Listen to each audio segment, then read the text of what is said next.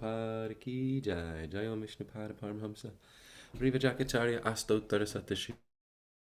Srimad His Divine Grace Srila Bhakti Sati Thakur Goswami Maharaja Prabhupada ki jai. Grantaraj Srimad Bhagavatam ki jai. Nitai Gaura Premanandi. Hari Hari Bo. Nama Om Vishnu Padaya Krishna Prasthaya Bhutale Srimate Devamrita Swamini Tinamine Pachari Purvarakshancha Bhakta Chara Pravinata Parartha Tapi Karunyam Yatisare Chate Namaha Nama Om Vishnu Padaya Krishna Prasthaya Bhutale Srimate Bhakti Vedanta Swamini Tinamine Namaste Saraswati Devi Gauravani Pacharine Nirvishesha Shunyavadi Paschatya Tarine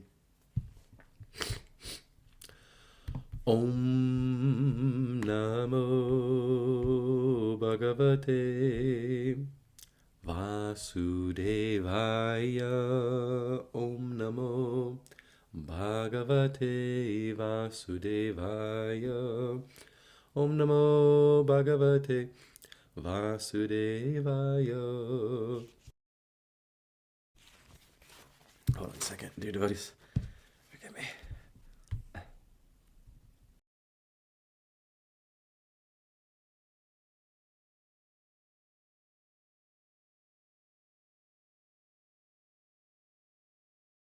Krishna.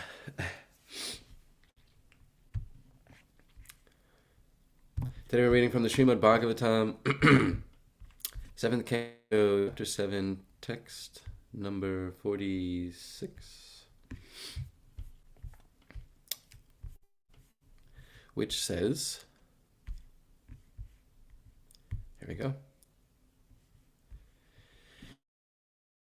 Nirupyatam iharta kiyan deha britosaraha nishekadishvavasasu krishamanasya karma bihi.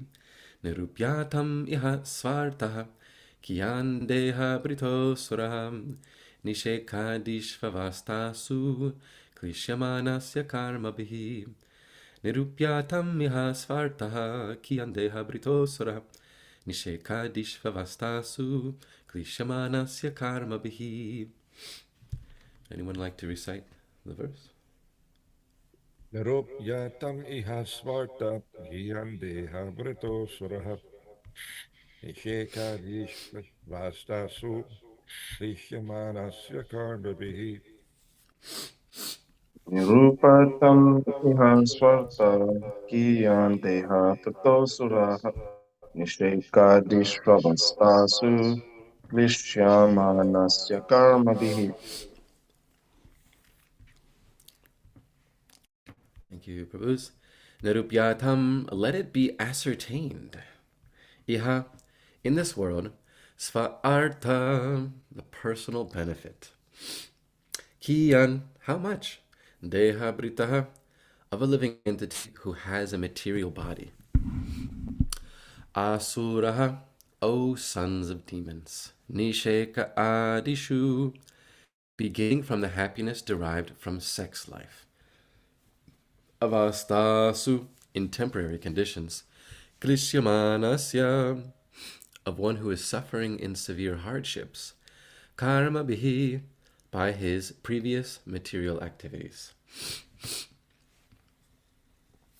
Translation and purport by His Divine Grace, Srila A.C. Bhaktivedanta Swami Prabhupada, Srila Prabhupada ki jai.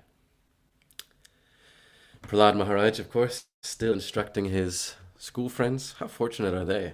I mean, that's a lot of instruction given from such a great devotee. Hopefully they took it well. My dear friends, O sons of the Asuras, living entity receives different types of bodies according to his previous fruitive activities. Thus he is seen to suffer with reference to his particular body in all conditions of life, beginning with his infusion into the womb. Please tell me, therefore, after full consideration, what is the living entity's actual interest in fruitive activities which result in hardship and misery? Yeah, what's the big deal? Why are we so interested in it? Purport. by Srila Prabhupada. Karmana daiva netrena jantur deho papataye. The living entity receives a particular type of body according to his karma, or fruit of activities. The material pleasure derived in the material world from one's particular body is based on sexual pleasure. Yalmaitunari grihameri sukham hitucham. The entire world is working so hard only for sexual pleasure. To enjoy sexual pleasure and maintain the status quo of material life, one must work very hard. And because of such activities, one prepares himself another material body. Prahlada Maharaj places this matter to his friends, the Asuras, for their consideration. Asuras generally cannot understand that the object of sexual pleasure, the so-called pleasure of materialistic life, depend on extremely hard labor.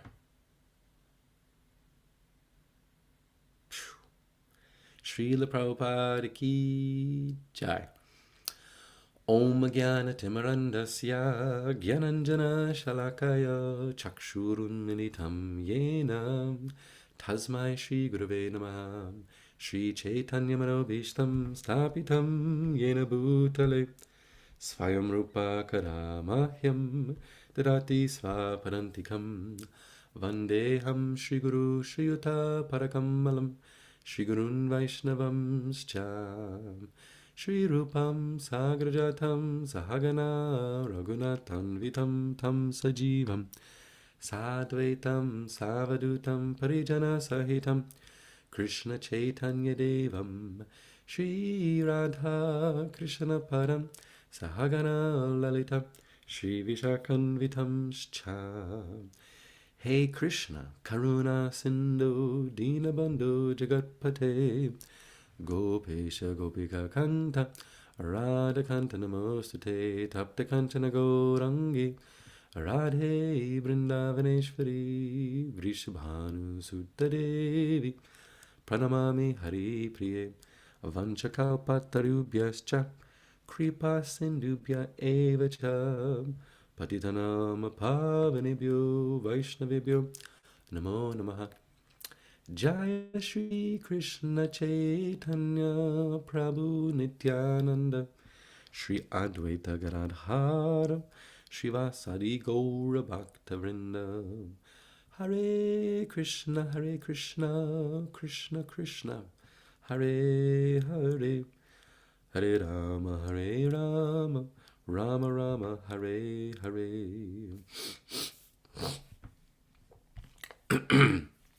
So again, Prahlada Maharaj says, my dear friends, O sons of the Asuras, the living entity receives different types of bodies according to his previous fruit of activities.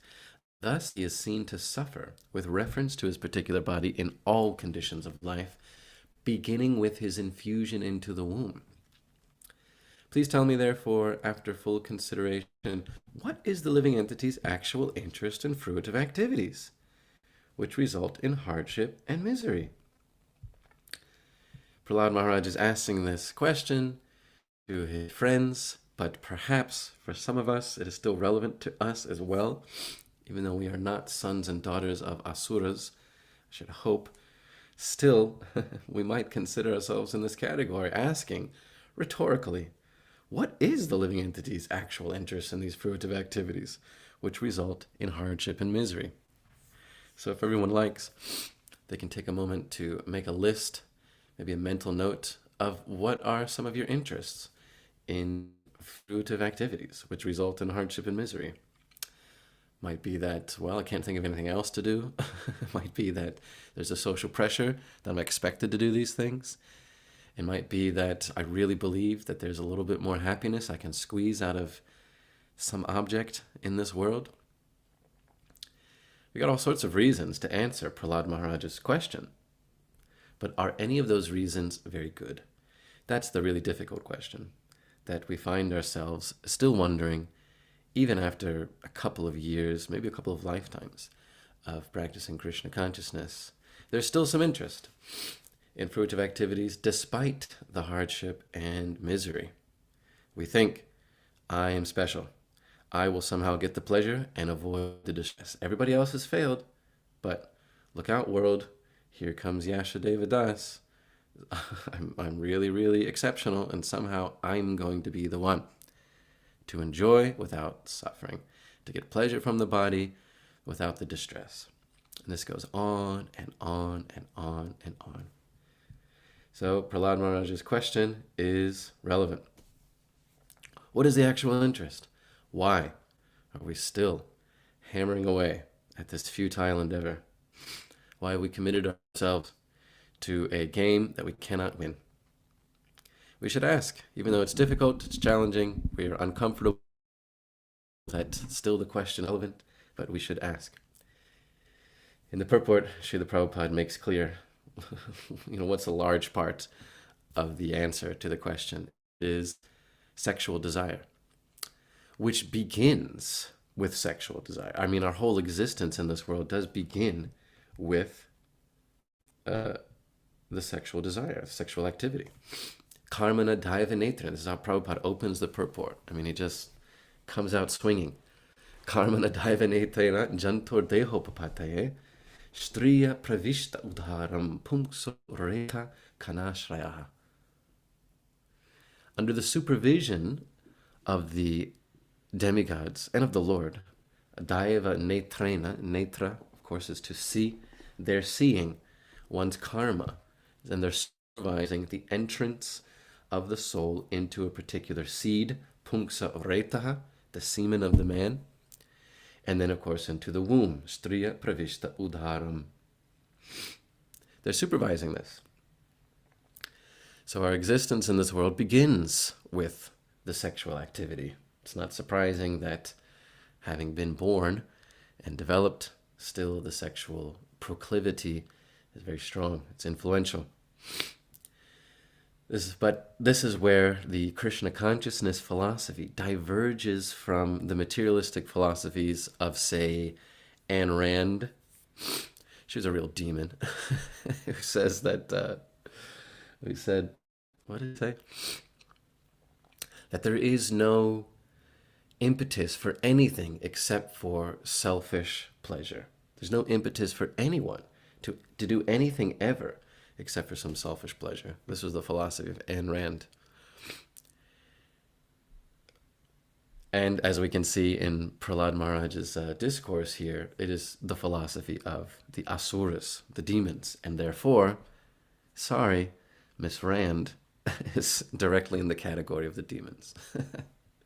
To think that there's no reason to do anything else except for some selfish pleasure, some sexual pleasure. And Rand definitely hammered home this point that any reason a man does something, any reason a woman does something is ultimately for some sort of sexual union. Everything else is just a falsity. Krishna addresses this sort of philosophy in the 12th chapter of Bhagavad Gita when he describes the demons. He says, asatyam apartishtam te jagad ahur anishvaram. Hold on. Oh my God. I'm going to blame the cold for not being able to remember. Asatyam apratishtam te jagad ahur anishvaram. It's the 16th chapter. Aparaspara sambhutam kimanyat kama haitukam. Kimanyat kama haitukam. The haitu, the cause, is kama, this sexual desire. That's how Prabhupada translated it. And kim anyat, there is no other. This is the Ayn Rand philosophy, which Krishna explicitly says is the philosophy of the demons. Asatyama pratishtam te. There is no truth. This world is unreal, without any foundation. Jagarahura nishvaram. And of course, there's no controller. Aparaspara sambhutam kimanyat kama. Everything that happens is simply sex desire. That was Ayn Rand's philosophy, and of course the Darwinian philosophy, if you can call it that. It's more like an elaborate system of assumptions and extrapolations. But again, so much emphasis on sexual proclivity as being the origin of life and the cause of life. And it would seem that Prahlada Maharaj is agreeing here. Prabhupada is agreeing here when he quotes Karmana Daivaneta That's the origin of life. That's how we enter into a body. And so it makes sense that it would be the purpose of life. But the Krishna consciousness philosophy diverges from this illusion. It diverges by recognizing that the origin of the desire, not just the activity, but the origin of the desire is love of God, love of Krishna. And this is the part that we must always remember. The activity is secondary. The desire is primary. Krishna consciousness is about desiring to please Krishna, to love Krishna, to serve Krishna's senses, not just the senses of the body. And what actions one may partake to fulfill that mission, to please Krishna, is actually quite secondary. One might be very successful in some action, one might be unsuccessful, one might simply meditate on pleasing Krishna's senses and have success. The act itself is really secondary. One's desire to please Krishna reconciles all the faults, all the flaws, and ultimately is the only way to reconcile the strong proclivity for sexual satisfaction, sexual gratification. One must become attached to pleasing Krishna. Then the lust in the heart can be eradicated.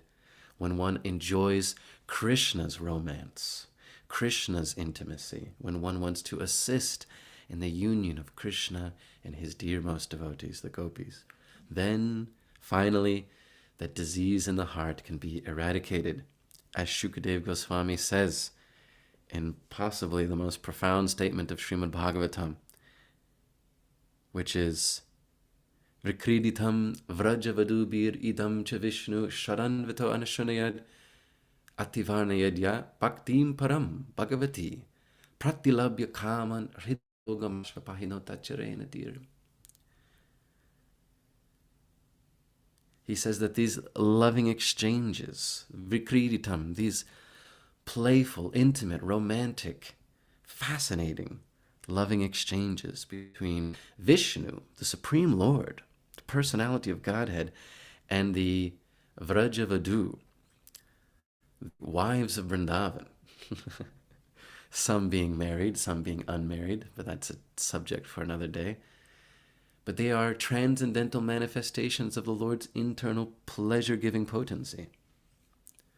One who knows them as such, who hears with just a little bit of faith, Sharanvita Anushanayad Ativarnayadya, then Bhakti Param Bhagavati, the highest moods of devotion for the Lord awaken, and Pratilabhya Kamam Hridrogam Ashvapahinota Charena Tira, and that desire, this kama, this selfish sexual desire, which has its root in the sexual proclivity, because the body originates from sex, very profoundly influences the body's activity. This kama, hridrogam, which is like a disease in the heart, it's heart disease.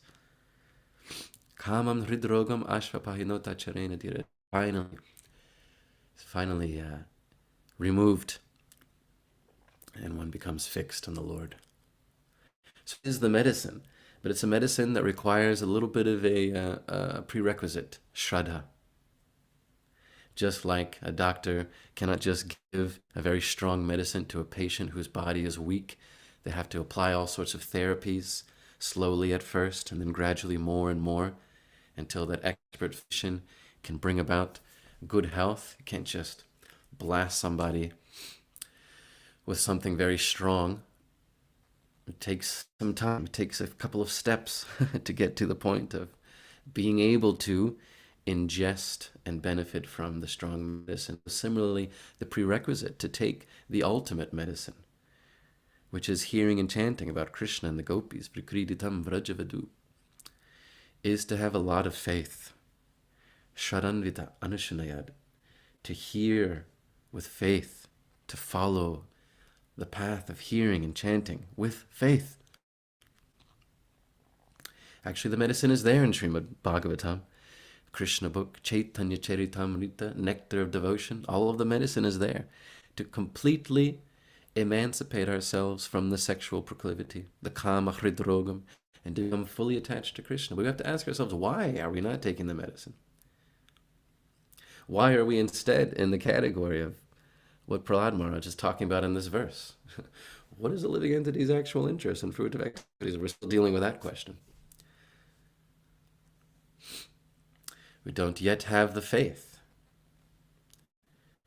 to solely and exclusively hear and chant about Krishna and his pastimes with his devotees. I can't speak for everybody, of course, but have sympathy with me, dear devotees, and if you do sympathize, you might find yourself in the same position as me. We don't yet have full faith. And so we're not attracted. We hear sometimes, of course, it's nice, a little bit here and there, some Krishna Leela. But then, let me hear about the Leela of a whole bunch of rich old men killing each other. I mean, it would be nice if they killed each other, but instead they're sending poor people to kill each other. Instead, we're attracted to this Leela, right? What's the latest? What's the latest drama? What's the latest catastrophe? I want to hear. I want to know. What if we had that same attraction for hearing Krishna's pastimes? What if? Wouldn't that be nice? So we're not yet ready to take the strong medicine of Vriditam Vrajavadubir Anushanayad because we don't yet have Shraddha. Complete faith that there's nothing else necessary, nothing else going on in this world is worth my attention. Now, we still think there's a lot of interesting things going on, and I would like to know about them. I would like to derive some sort of pleasure from them. And thus, karmana daiva netrena jantor deho papataye. One body, and then another body, and then another body. On and on it goes. Hare Krishna. The Lord's pastimes are very powerful. They're very amazing. And hearing them with faith can bring us to the point of conquering over the leelas of this material world. There's a certain leela in this world, Brahma says in his Samhita. Really nice verse, which I'm going to find in my device here. In the absence of perfect memory, we have devices. What does he say? He says, he says such a great verse. Lila yatena bhuvanani jayatya jasram. Lila yatena bhuvanani. Bhuvanani jayatya jasram. Jayatya.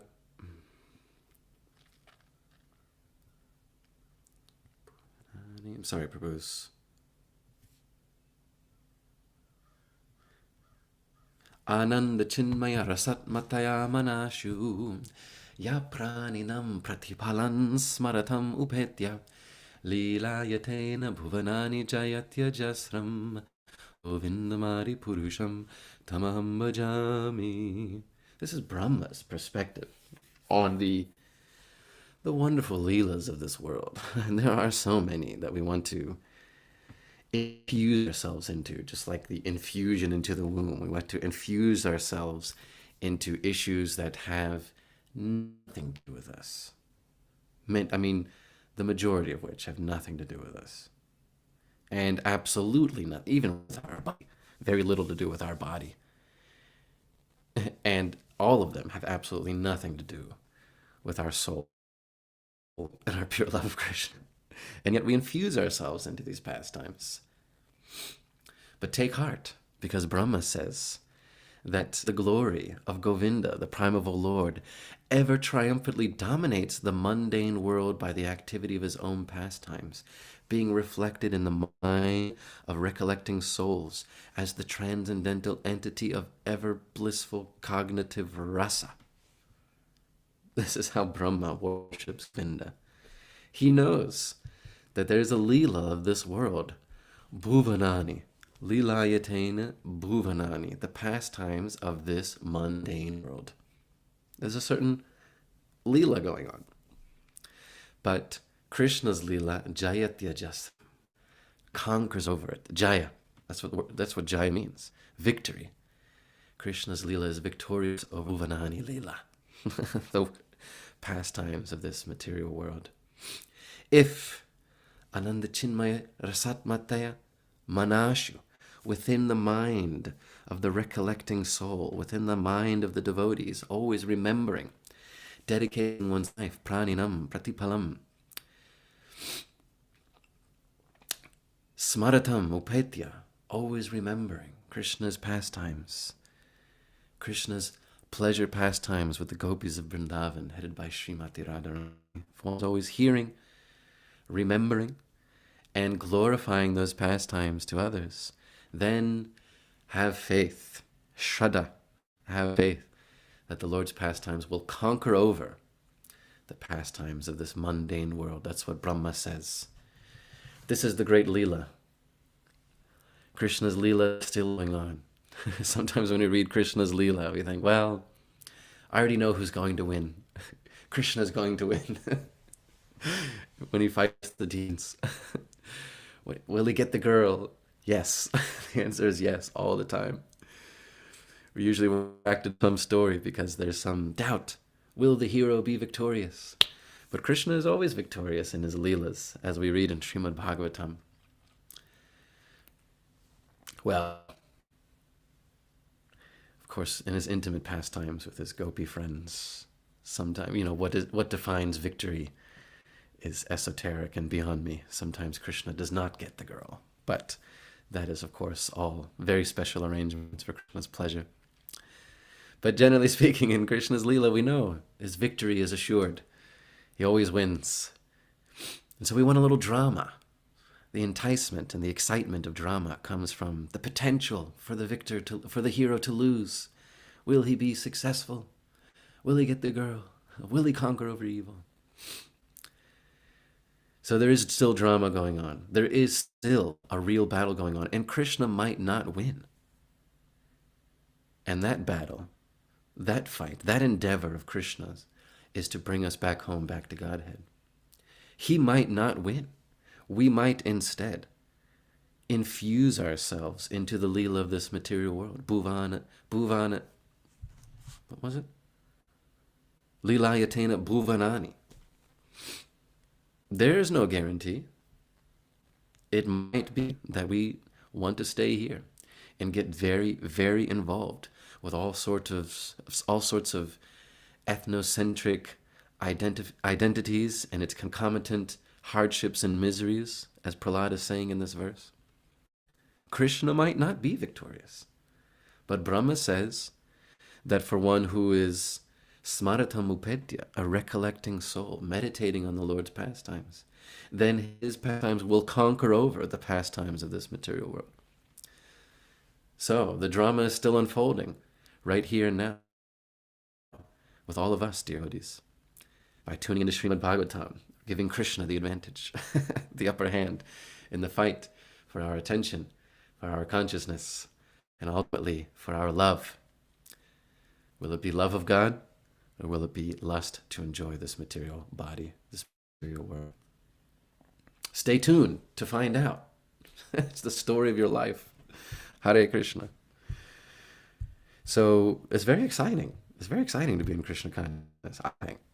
I'm having fun. I hope you all are having fun too. Hare Krishna. Oh my God, it's only 7:36. So I have to say a lot more about Krishna consciousness. Let's pivot here, having said a lot of esoteric things about the Lord's pastimes, most of which I have zero realization of. So please don't feel confronted, challenged in any way. I'm just like some little bug trying to get a glimpse of the sun here.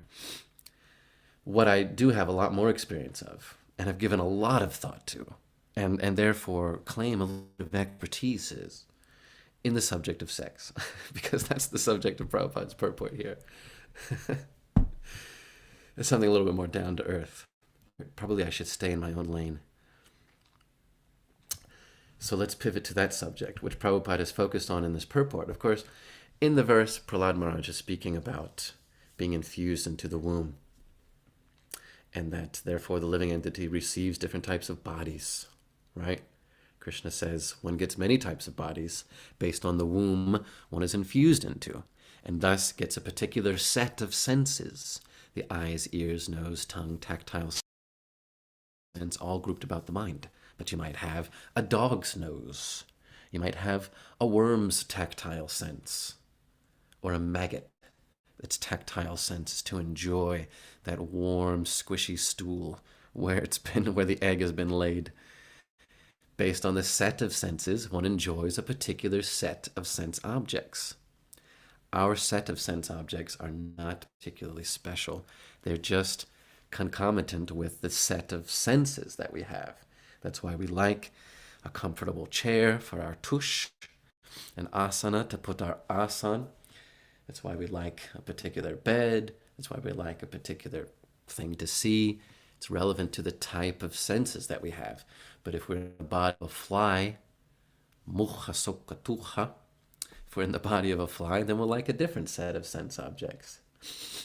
Some delicious stool to eat, or some nice warm, humid environment to lay my eggs, whatever.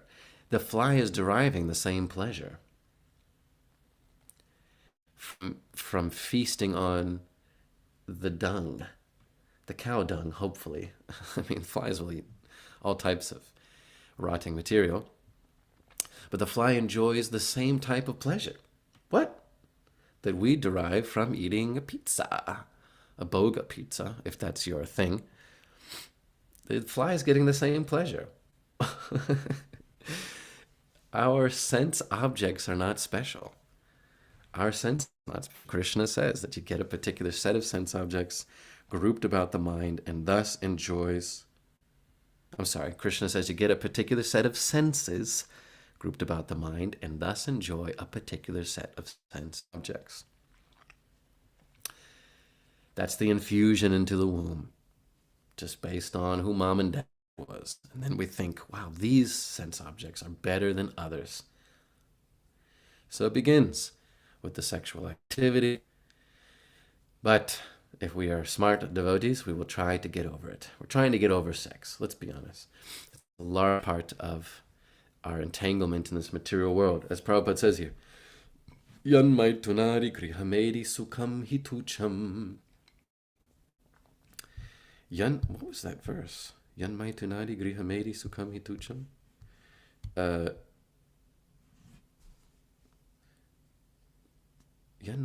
Anyway, that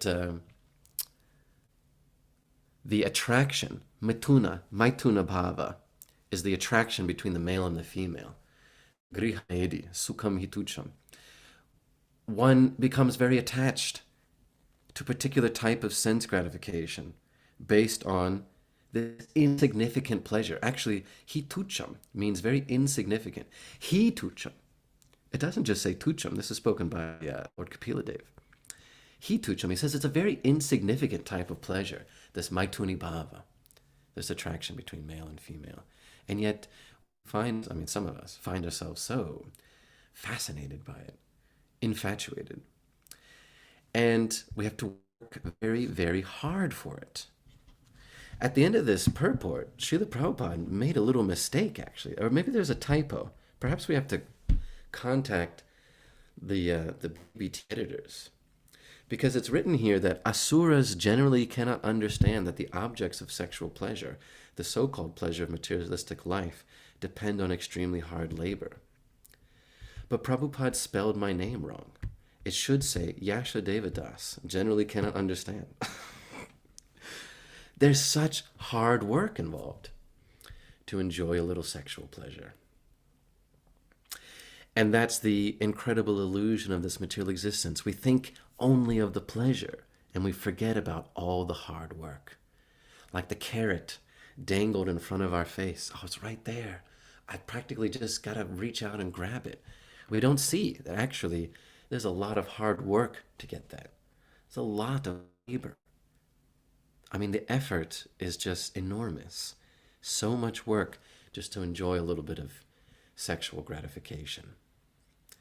I won't go into too many details because I don't want to embarrass myself so much. But if there were time, if we had a few hours, I could tell you about all the different ways I have endeavored for a little sexual gratification. The plan making, the scheming, the arrangements, the traveling of great distances, the spending of huge amounts of money, the procurement of huge amounts of money, which in itself, of course, requires an enormous amount of labor. It's just so much and it's so inefficient for sukhahitucham, according to Kapila Dev. It's very insignificant. At least men might be willing to admit that pleasure, I don't know, 30 seconds, 20 seconds, it's just tucham. But being so fascinated, one forgets about all the hard labor. This is the happiness in the mode of ignorance, derived from forgetfulness. If I can just forget the suffering, then I'm happy. That's how this material world works. That's how the sexual pleasure works, especially. And so it's a big problem. We have to get over it. All of us have to get over it. But how to get over it? There are, of course, many ways. I'm going to read some statements from the Bhagavad Gita about sex. Don't shoot the messenger. This is all in the Bhagavad Gita. We should know that the highest standard is to simply give it up. That it's that easy. Just stop. As Krishna himself says in chapter 6, text number 13. One should hold one's body, neck and head erect in a straight line and stare steadily at the tip of the nose, thus with an unsubdued mind, devoid of fear, completely free from sex life. One should meditate upon me within the heart and make me the ultimate goal of life. Done. Bas. Всё хорошо.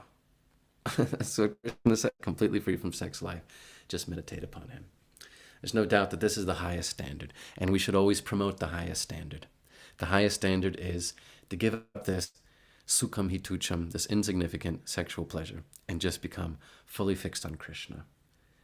We should always repeat it amongst each other, even if we're not doing it. We should make very clear that this is the goal for all devotees, is to completely give up, because we're going to be evicted from this body anyway. So better to completely give it up. However, although that may be the highest standard, there are other standards, a sort of a second level of standard, wherein, of course, it's said in the next chapter of Bhagavad Gita, often quoted by Srila Prabhupada, where Krishna himself says, I am sex life not contrary to religious principles. O Lord of the Bharatas, Arjuna says, I am the strength of the strong, devoid of passion and desire, and sex life which is not contrary to religious principles. We've heard, of course, Prabhupada quoting this verse all the time. Kamasmi. Krishna says, I am that procreative sexual activity, not contrary to religious principles. So, obviously, the sexual activity is permitted. In fact, if it is fully in accordance with religious principles, meaning especially for procreation, then that is not different from Krishna.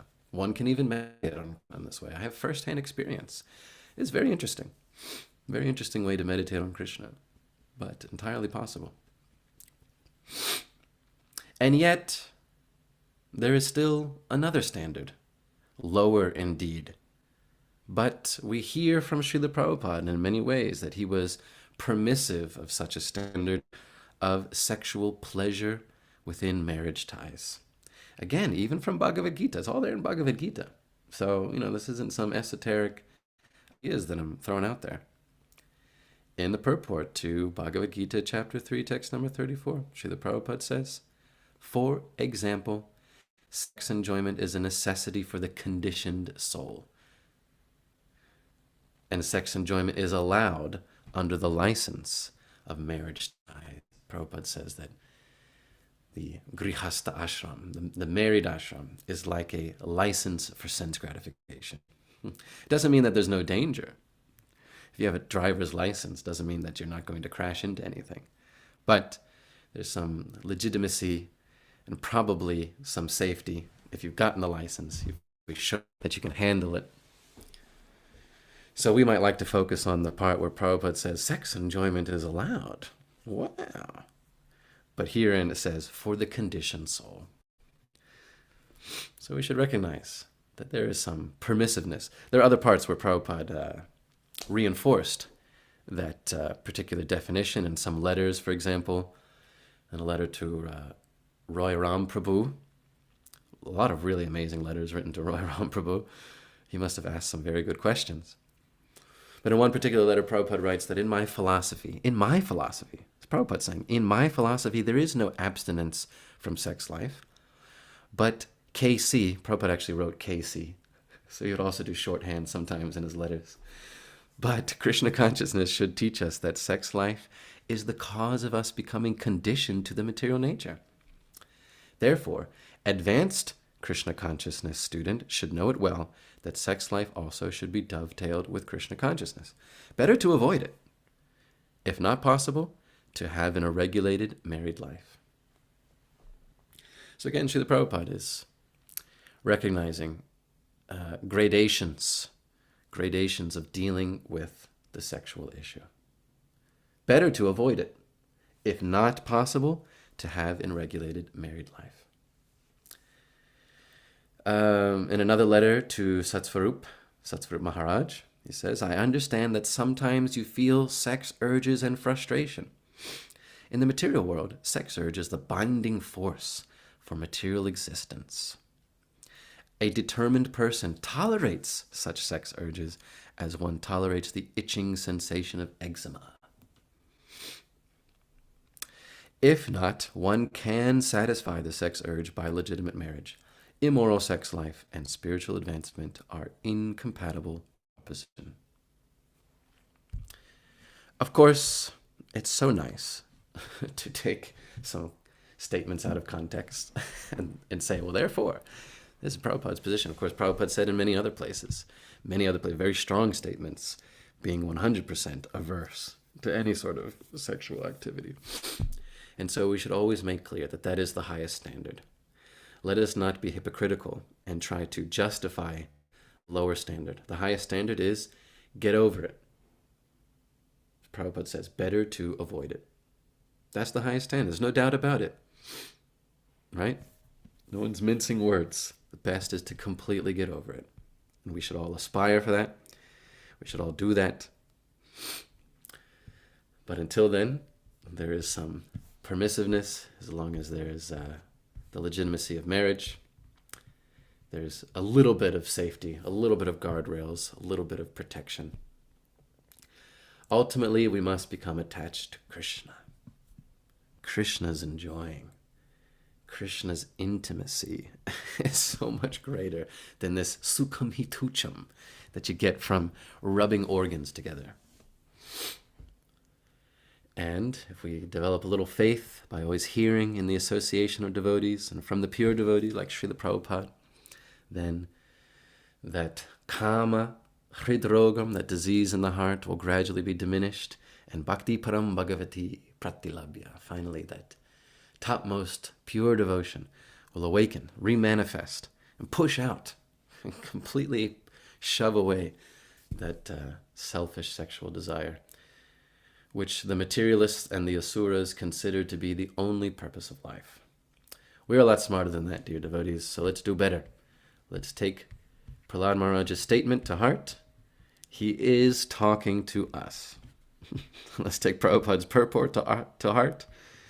He is talking to us. Nobody in this room is saffron-clad, so it's probably relevant to all of us. Hare Krishna. I will finish there at 7:51. I hope that's all right, because I do need to... I've got some things happening at the top of the hour. Thank you for tuning in, dear devotees. Thank you for listening. I apologize if I've been like the steamroller, just trying to plow over everybody. I am the one being steamrolled. So this It's for my benefit more than anyone else. But forgive me if I've said anything which is a little challenging or offensive. I suppose if there are no questions or comments, then we will just wrap up. You get a few extra minutes to chant Hare Krishna and to be happy in Krishna consciousness. Hare Krishna. It's Hari Chakra Prabhu.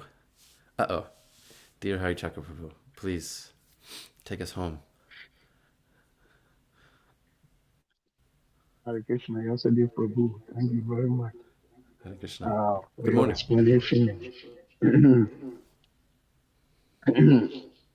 Yeah, I have a question.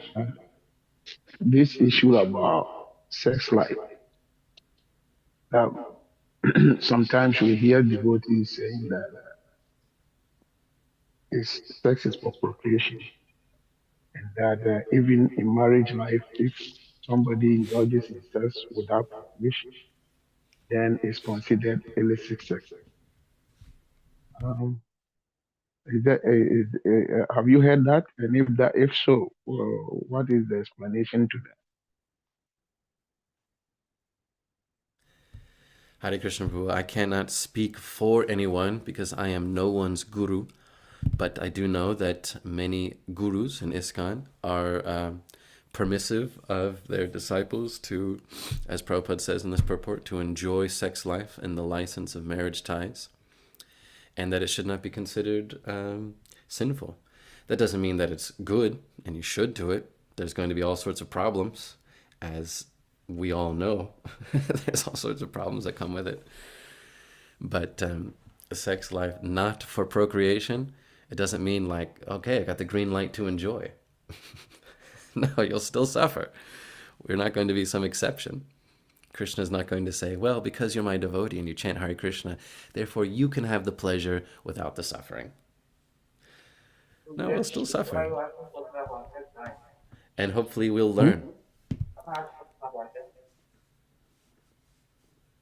So my answer, Prabhu, is that it's depends on the standard that a particular couple wants to follow and the standard that's expected from their spiritual masters as well. ISKCON is growing. It's all over the world. There's all sorts of people. And I think it's very good to try to accommodate. But as long as we make clear that the highest standard is to eventually get over it. That's my opinion as the spiritual master of no one. Hare Krishna.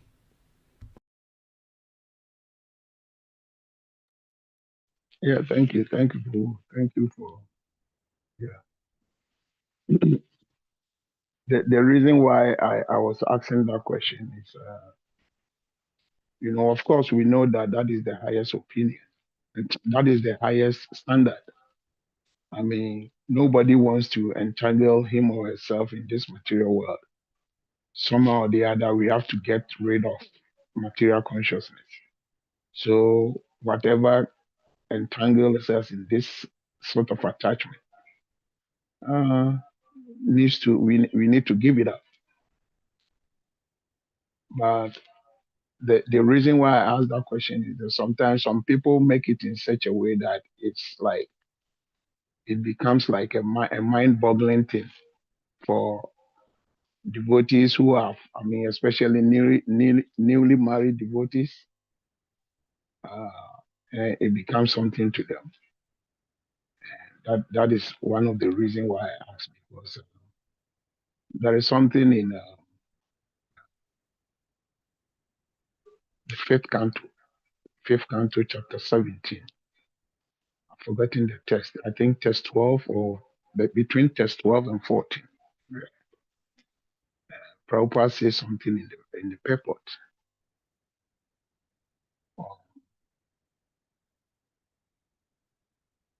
which also is like, even though it's not a license for getting ourselves entangled in sex life, but it gives room for people to understand how sometimes, especially a lot of brahmacharis, when they give class and the issue of sex comes in, the way they preach about it If you are a newly married Griyasa and you are not careful, you begin to think why did I even go at all into this ashram? It makes it very discouraging. Yeah. So I don't want you to read that verse. I mean, like this is for personally if you have time. If you have read it before, that's okay. If you have not read it, if you have time, maybe check it out and see. The fifth canto, chapter 17, between verse 12 and 14. In the purport, Prabhupada explains it very vividly over. Thank you. Thank you, Prabhu. Oh, I will definitely read those verses. Fifth canto, 17? Oh, yeah. Yeah, I remember some of these. Yes, I used to be that brahmachari who would say with utmost confidence to the congregation about how, you don't need any sex. I was that person. So, but of course, um, the Lord is very kind to all of us, allows us all to come back home, back to Godhead, despite the hypocrisy of young men thinking themselves to be completely renounced. Hare Krishna. Would you like to say something, dear Tarika Prabhu? Well, I don't want to hold you up. It's late. This is the kind of subject matter we could go on with for a long time. That's the problem. But there is a lot of confusion about the issue of sex life and Krishna consciousness, and starting with purports like this one that we've read today. People will have all kinds of questions because they will find it hard to understand what Srila Prabhupada is saying, that they don't necessarily see that there is any hard work associated with sex life necessarily. To actually understand that to enjoy sex life means all kinds of hard work, or that it means suffering, requires a careful education to be able to appreciate. And another thing that will sometimes confuse young devotees or non-devotees is how one defines sex life. The non-devotees will tend to think that sex life is just particularly the actual act of sexual intercourse. And devotees will understand that sex life is a much broader category. It involves all different kinds of activities that are supportive of the reproductive process. So even a man goes to work every day to support his family. It's actually sex life, but we don't think that that's sex life. It's part of the reproductive process. A man is bound by the ties of family affection to provide for his family. It's sex life. The taste that he gets from providing for his family is sex life. It's all sex life, but people don't see it that way. They think there's some kind of a distinction, but it's all actually sex life. Srila Prabhupada, you mentioned that the concept of different standards, and that different gurus have different instructions they have given their disciples. And it's true that some gurus have chosen to cast a very broad net and try somehow or other to find ways to engage everyone in every condition. Srila Prabhupada was generally, he drew a pretty hard line. He spoke a lot about this, which is another thing that non-devotees will have an issue about. They'll say, you Hare Krishna, all you ever seem to talk about is sex life. You're always, everything is sex, sex, sex. Um, and that's not true, of course, but it seems that way because for Vaishnava, sex life is a very major impediment, and it's something that warrants a lot of attention. It's something that we need to concern ourselves with. So it becomes a topic of a lot of discussion. But um, so in Srila Prabhupada's conception, there is only one standard. There's sex life according to religious principles, or it's illicit sex life. And at the time of initiation, a devotee promises to abstain from illicit sex life. So the only option is sex life according to religious principles.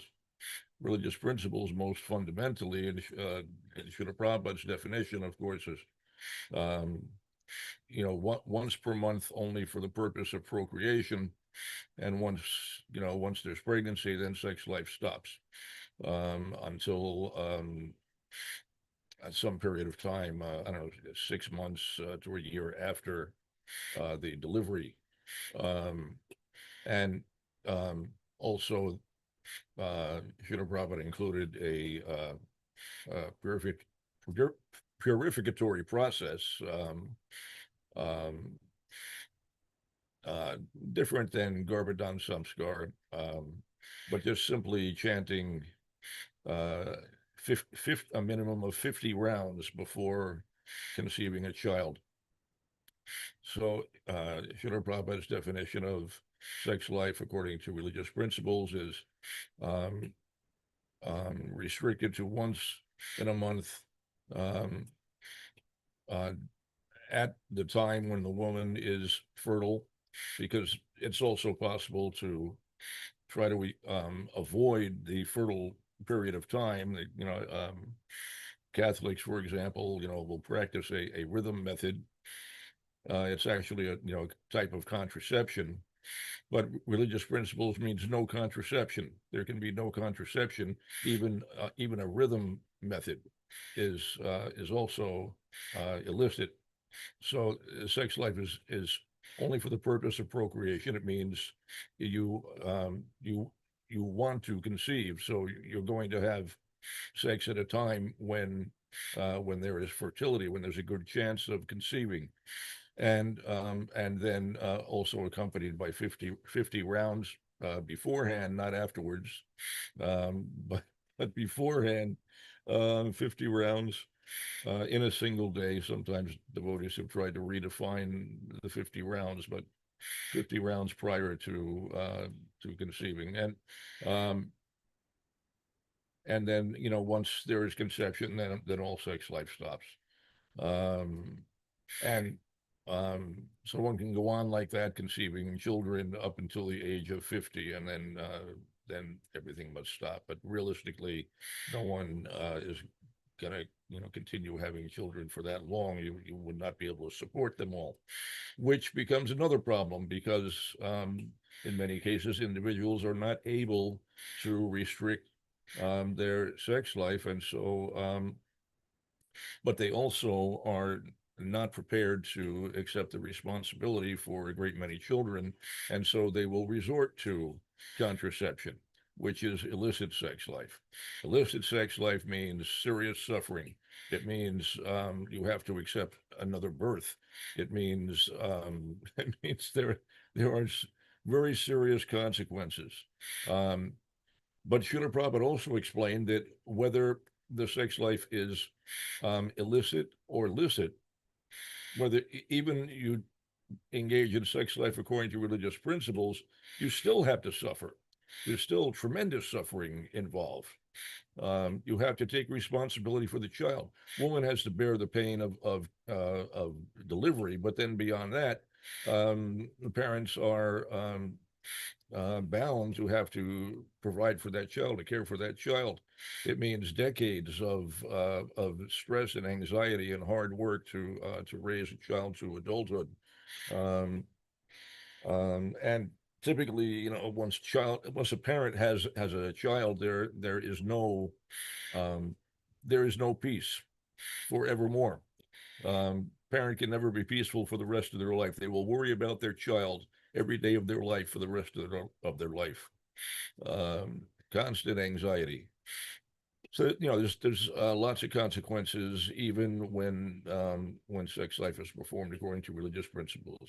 That's Srila Prabhupada's position on that. But Srila Prabhupada never authorized sex life uh, outside of once in a month for procreation. Um, that's a new introduction.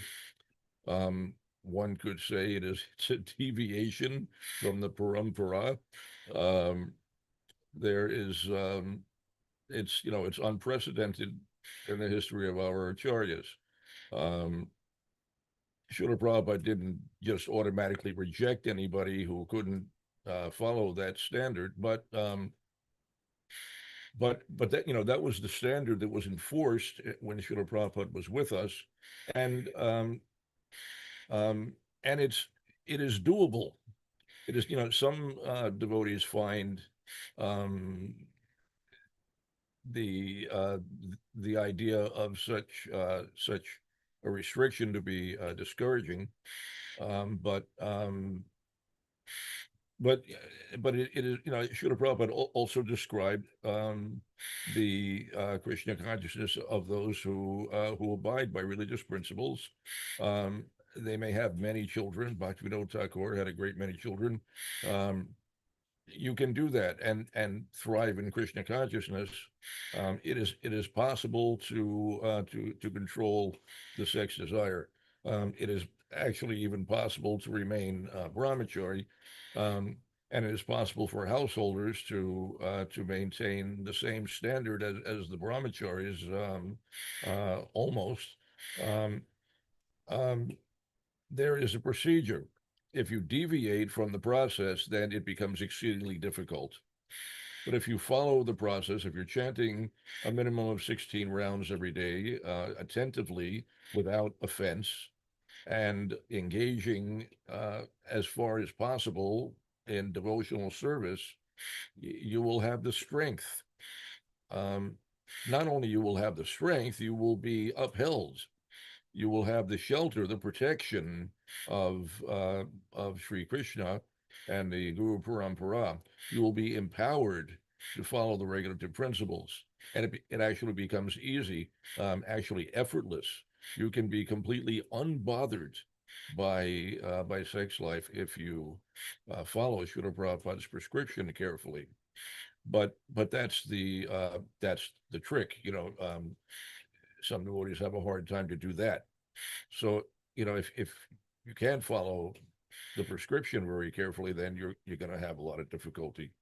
Um, Yasodeva Prabhu has to take his leave, and I should probably shut up because I'm sure other devotees have to go. But it, uh,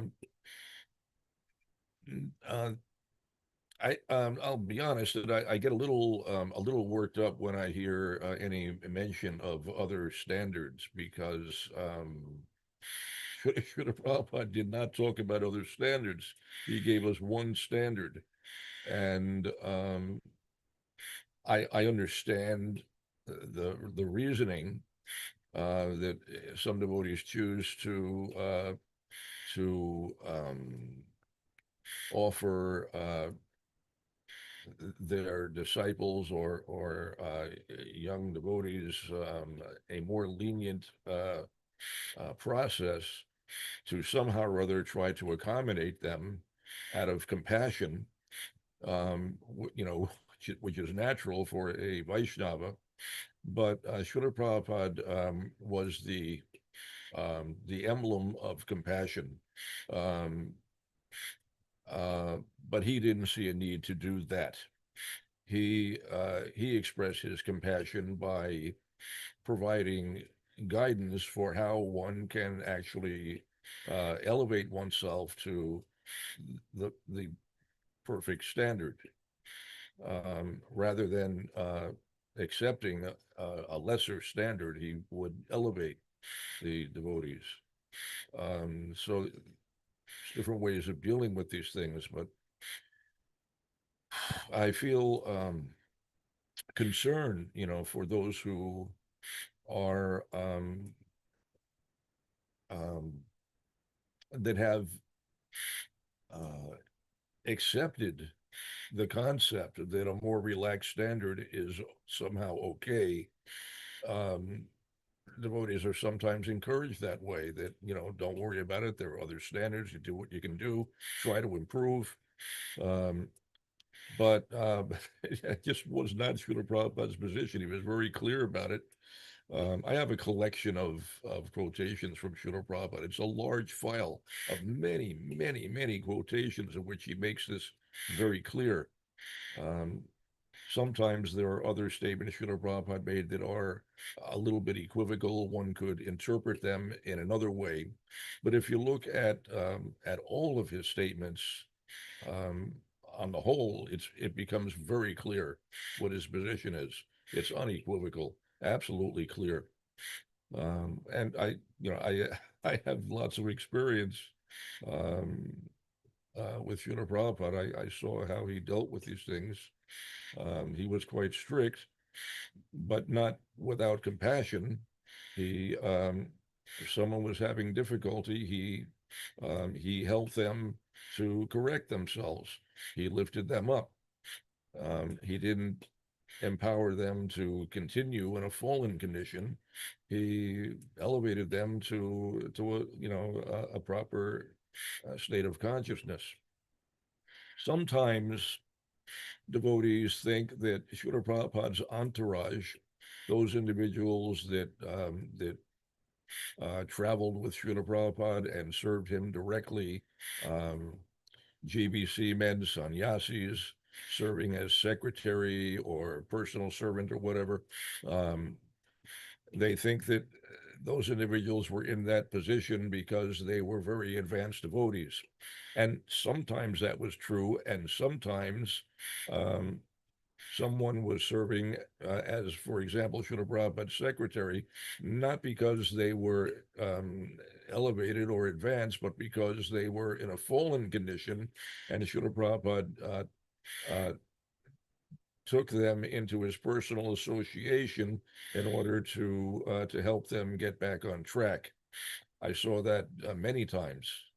A sannyasi would be having difficulty, and Srila Prabhupada would then take him into his personal entourage and give him some personal service.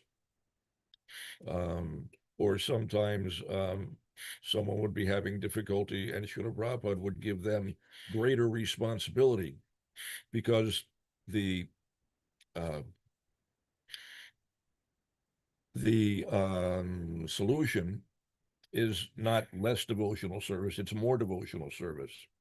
So some devotee has some difficulty, maybe they fall down, Srila Prabhupada would make them a GBC, which sounds incredible to some devotees, but I saw this. I saw it happen. Um, um, a GBC falls down, Srila Prabhupada would expand their zone, give them even more service, because devotional service is the remedy. So anyway,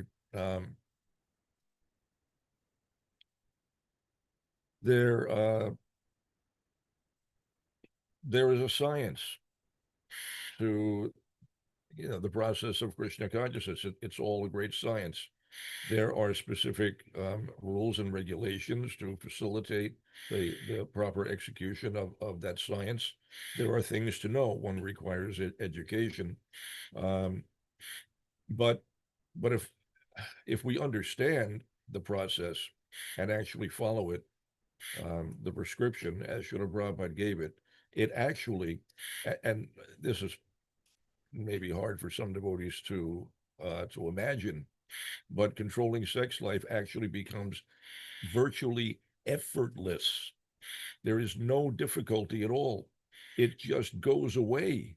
It actually just vaporizes. The whole problem just disappears. You don't feel any urge. There's no itching, no compulsion. You don't think about it. You don't dwell on it. You're just concerned with devotional service.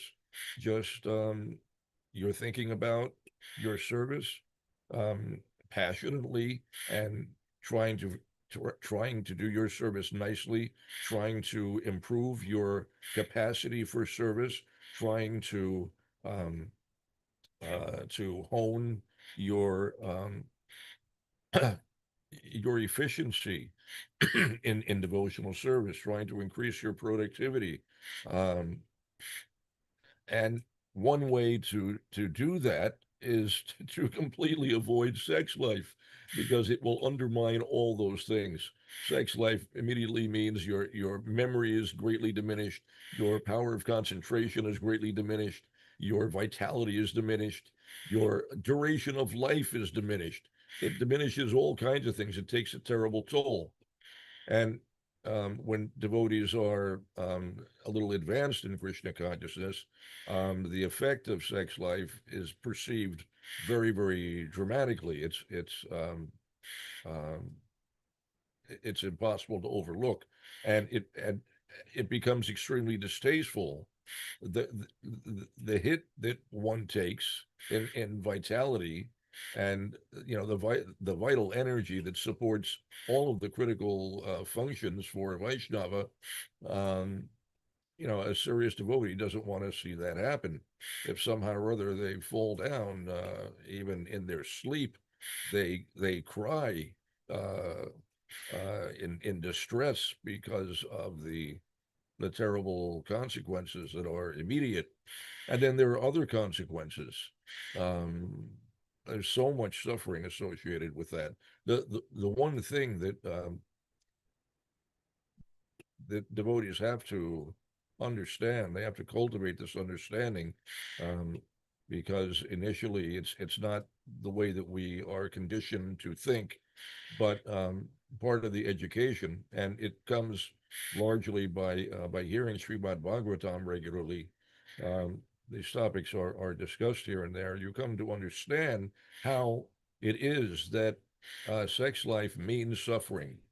When you think of sex life, you should immediately understand that this means suffering. On the face of it, you should immediately associate the enjoyment of sex life with suffering, because suffering is absolutely inseparable from sex life. If you enjoy sex life, it is sure and certain you will suffer terribly, and it is absolutely unavoidable. You'll suffer in all kinds of ways. Many householders are not able to regulate their sex life, and they suffer terribly. They are under immense stress. They suffer incredible anxiety day and night. They can't sleep. They're in so much anxiety. Horrible, burning, devastating anxiety. Their heart is on fire day and night. And then so much hardship comes their way. All kinds of terrible calamities happen in their lives. All kinds of things go horribly wrong. Sometimes um, misfortune befalls their children. Sometimes their children are seriously injured or become seriously ill. Everybody suffers. There's all kinds of suffering. There are reactions. There is a law of karma, and it works, and you cannot avoid it. Um, Sex life, there is there is a prescription for sex life according to religious principles, which um, still has reactions, but not the dreadful burden of karma that one accepts for illicit sex.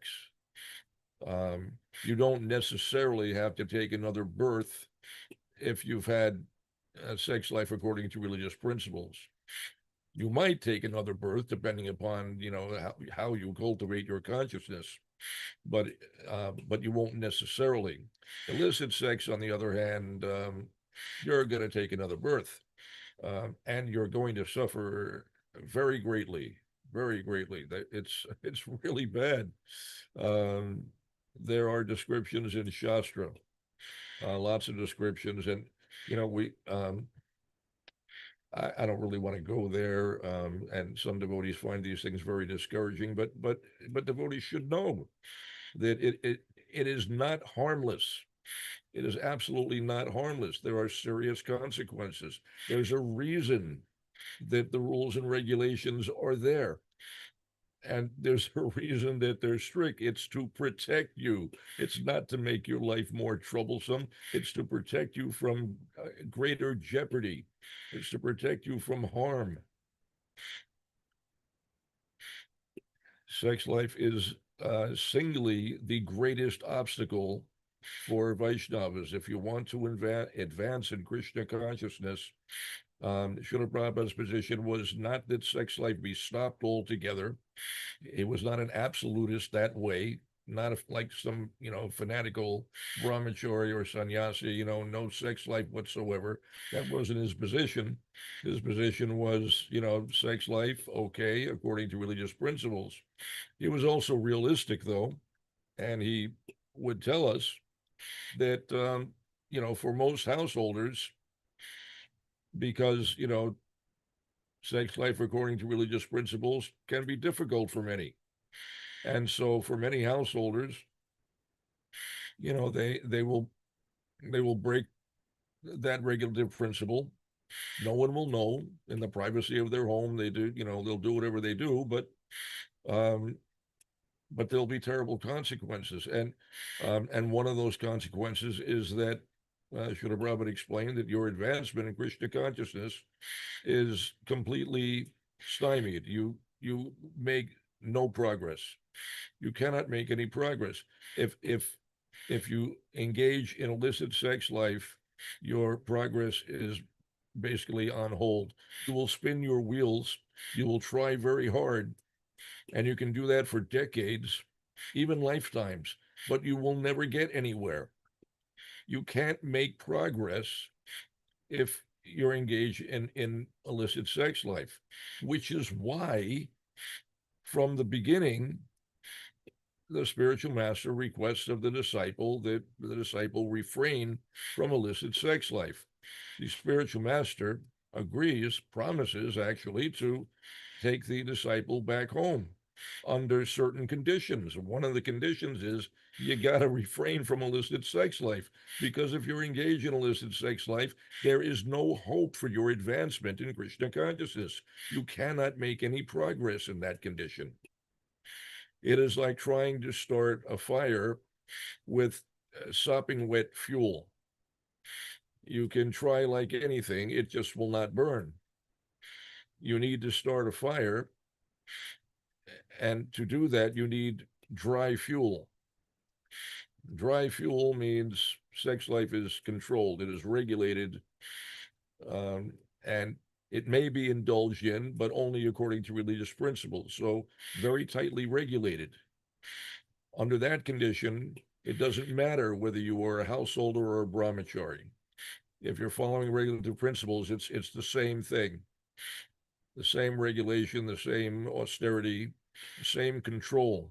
Under those conditions, you can progress nicely in Krishna consciousness. But if you slacken that control, then it means the fuel is sopping wet. It will never ignite. You can try and try and try, and you will try like anything for days and weeks and months and years, and you will never get the fuel to ignite. It's just, it's just a fact. It's just a fact of spiritual life. You cannot make any progress if you're engaging in illicit sex life. And illicit sex life is any sex life outside of, what is authorized. Means 50 rounds and only once in a month for the purpose of procreation. It means, once or twice, and then the woman will be pregnant, and then that's it. No more sex life till, maybe the child is 3 years old or something. Ideally, you want the child to be at least 3 years old before you attempt to have another child, for a host of reasons. But Outside of that, you spoil your opportunity for making progress, which is really unfortunate because time is very limited. You have very, very limited time. You don't know how much time you have. Your opportunity for progress in Krishna consciousness can be lost at any time.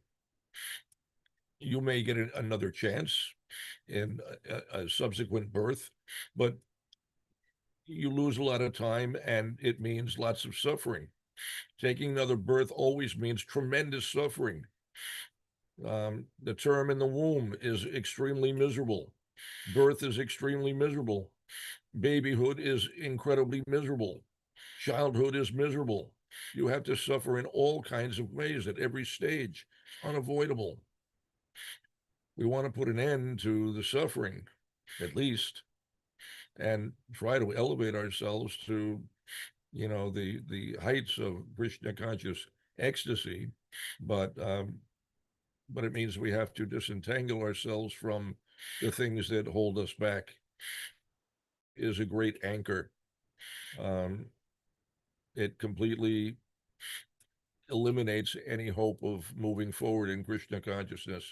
It has to be stopped. So Srila Prabhupada's prescription is not that you go cold turkey necessarily. You can have sex life, but must be done according to religious principles. Sometimes some individuals will then say, well, that is so restrictive, better not to do it at all. Why even bother if we're going to adhere to such strict regulations? And devotees have said that to Srila Prabhupada, and he agreed with them. Yes, now you're understanding. It's very troublesome, so why bother? Better you avoid it altogether. But most cannot do that. And so there are concessions made.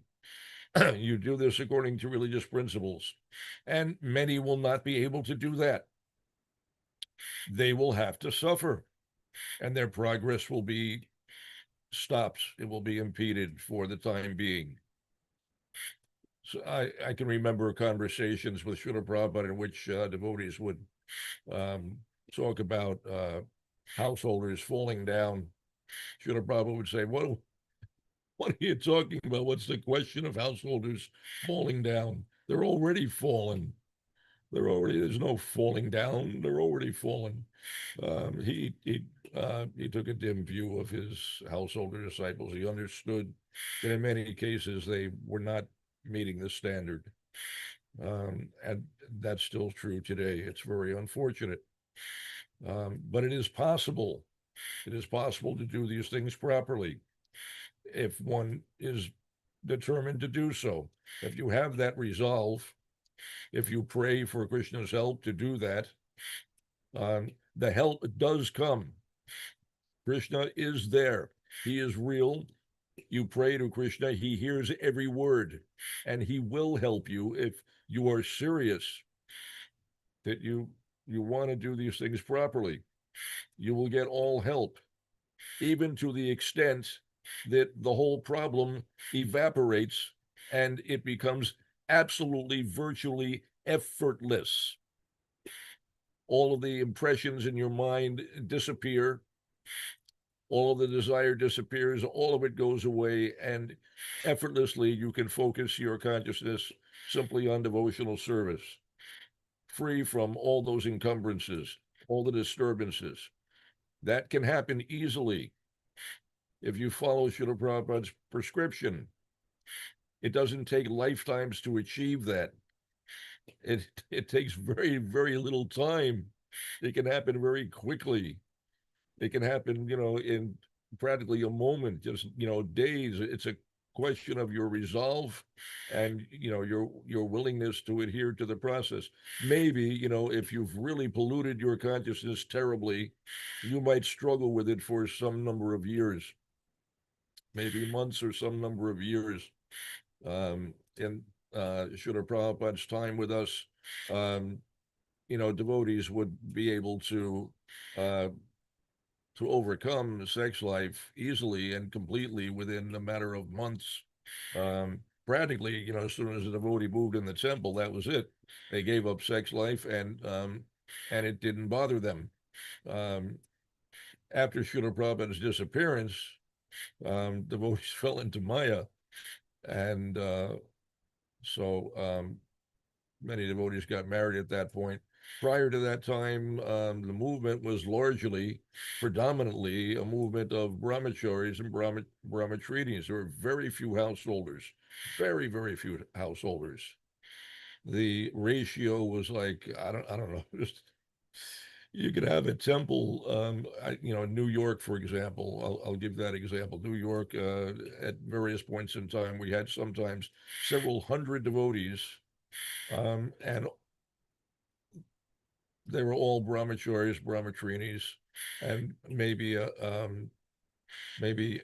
a couple of dozen householders out of all those devotees.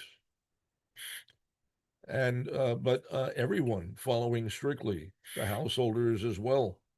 Many of Srila Prabhupada's householder disciples, they didn't even live together. They were married, and they sometimes had interactions. They chose to just absorb themselves in devotional service, and they weren't anxious to have children right away. They didn't want that responsibility, the distraction from their service. They wanted to carry on their service. And when Srila Prabhupada was with us, there was a great sense of urgency, both on the part of Srila Prabhupada and his disciples, that Srila Prabhupada knew that he had limited time, and the anxiety that he felt, the sense of urgency that he felt, was imbibed by his disciples. We wanted to try to get as much done as we possibly could while we had the benefit of Srila Prabhupada's direct association and oversight, his support and assistance. After he disappeared, a lot of things just went to hell, unfortunately. The presence of such a great acharya makes a huge difference. And the loss of such an acharya is always devastating to the movement that he creates. We're gradually recovering from that loss, gradually, as Srila Prabhupada's disciples become more mature and advanced and powerful. Gradually, we are recovering. The movement was once an extraordinary thing. It was incredibly powerful. And in the association of Srila Prabhupada, and by association, I mean even very indirect association, anybody could be immediately elevated to extraordinary heights in Krishna consciousness. If you just met Srila Prabhupada's disciples, in a matter of days, you would have no problem to follow all the regulative principles. It would come so easily, not not only effortless, but breaking regulative principles would become extremely distasteful. You wouldn't have to struggle for it. It would be repulsive. That was, the effect of Srila Prabhupada. You couldn't help but be Krishna conscious. He just radiated Krishna consciousness all over the globe from far away. He was reflected everywhere. All of his disciples were like relay towers that broadcast Srila Prabhupada's association everywhere. And so powerful, incredibly powerful effect. So following regulative principles was absolutely effortless. Now I see, so many devotees struggling, and devotees come to me, they approach me with questions. They explain that they're suffering in this way and that way. They have questions. They're trying to understand what to do, what not to do, how, why. But the solutions are all provided by Srila Prabhupada in his books, his lectures, recordings, and so on. Just by hearing, all your problems can be easily solved. Listen to Srila Prabhupada's recorded lectures. You have a phone, stuff some earbuds in your ears, and while you're working, while you're doing whatever you're doing, washing dishes, vacuuming the floor, doing laundry, shaving, bathing, whatever you're doing, listen to Srila Prabhupada. Some devotees have difficulty to understand Srila Prabhupada's accent. It doesn't matter. You just have to listen to the sound vibration. Krishna consciousness is not dependent upon language. The association is affected from a much more subtle platform. It doesn't matter that you don't understand the language. Even animals communicate without language. They can communicate very effectively. Sometimes scientists try to understand the language of animals.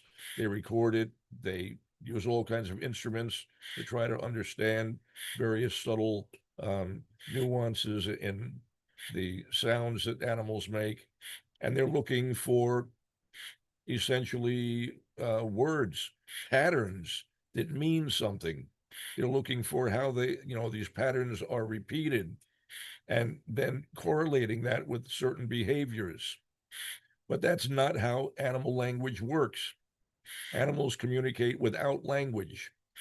There aren't patterns in the sound vibration. They're barking up the wrong tree. The sound vibration that they make is only a carrier signal for the actual information, which is basically the consciousness of the animal. One animal can convey what they're feeling to another animal by making any sound.